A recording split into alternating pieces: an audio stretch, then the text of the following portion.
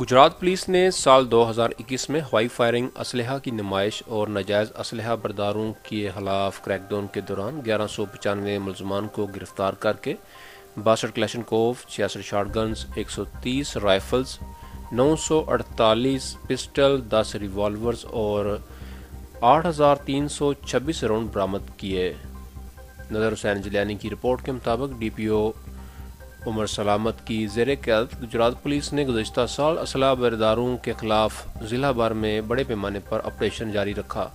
جس میں ناجائز اسلحہ برداروں اور اسلحہ کی نمائش کرنے والے عناصر کی گرفتاری کے لیے تمام تھانوں میں خصوصی ٹیمیں تشکیل دی گئیں، جنہوں نے گزشتہ سال کے دوران مجموعی طور پر 1195 اسلحہ برداروں کو گرفتار کر کے 62 Kalashnikov, 66 shot guns, 130 rifles, 948 pistol, 10 revolver اور 8326 راؤنڈ برآمد کر کے مختلف تھانوں میں مقدمات درج کیے۔ ڈی پی او گجرات عمر سلامت نے کہا ہے کہ ضلع میں